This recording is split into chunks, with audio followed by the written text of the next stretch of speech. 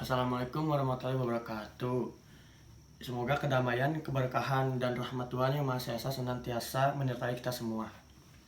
Para warga Kota Bandung, juga anak-anakku yang sedang belajar di rumah, saudara-saudaraku juga, saya Zulkafli Armando pada hari ini yang syarat akan ketidakpastian dalam keresahan masyarakat.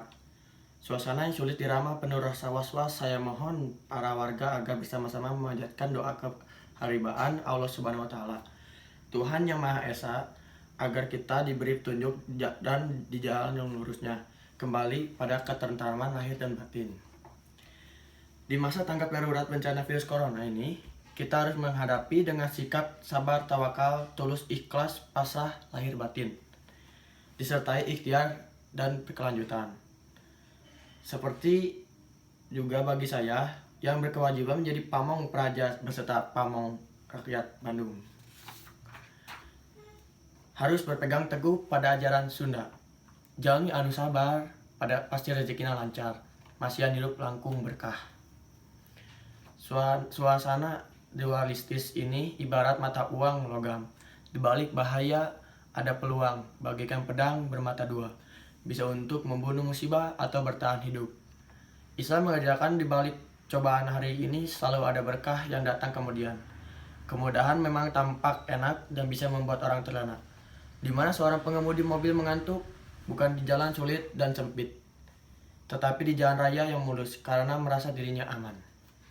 Saudara-saudaraku, warga Bandung semuanya, sekarang ini virus corona itu jika memasuki badan tidak bisa kita rasakan dan menyerangnya pun tidak terduga-duga. Menghadapi hal itu, kita selayaknya bisa menjaga kesehatan, laku prihatin, dan juga wajib menjalankan aturan baku dari sumber resmi yang terpercaya. Saya yakin karena rakyat Bandung memiliki kadar literasi yang tinggi, tentu bisa membedakan mana berita hoax dan mana berita yang betul. Waspada melalui kebijakan lockdown sedapat mungkin memperlambat merebaknya pandemi penyakit corona. Dengan cara resik diri dan lingkungannya sendiri-sendiri.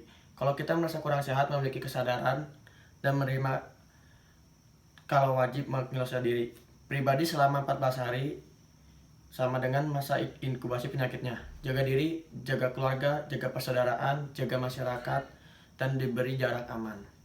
Dan sedapat mungkin menghindari keramaian jika memang tidak mendesak betul. Bisa jadi kita merasa sehat, tetapi sesungguhnya tidak ada seseorang yang pun yang bisa memastikan bahwa kita benar-benar sehat. Malah bisa jadi kita membawa bibit penyakit.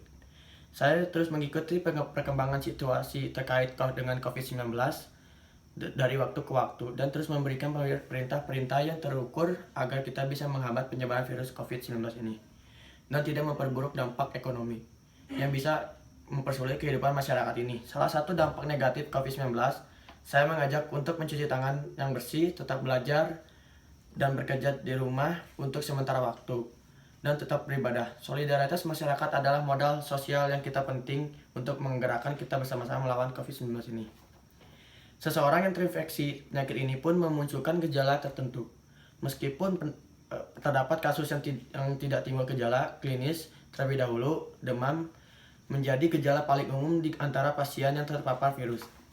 Seperti sekitar 99% pasien mengalami suhu tinggi atau demam. Gejala tersebut ditandai dengan meningkatnya suhu tubuh lebih dari 38 derajat Celcius.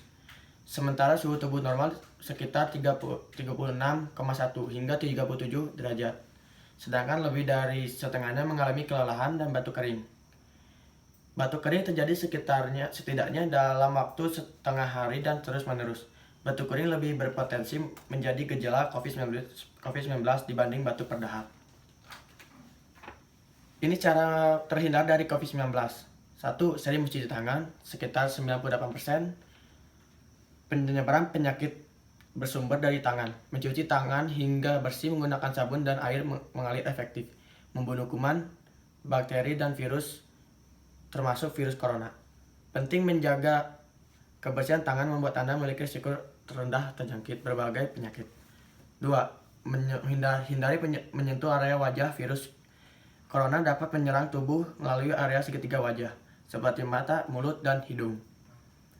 Area segitiga wajah rentan tersentuh oleh tangan, sadar atau tidak disadari.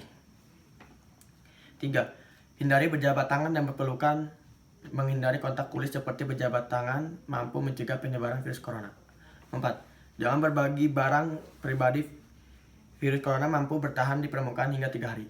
5. Etika ketika bersin dan batuk. Satu di antara penyebab virus corona bisa melalui udara. Ketika Anda bersin dan batuk, tutup mulut hingga hidung agar orang yang ada di sekitar Anda tidak terpapar percikan kelenjar liur. 6.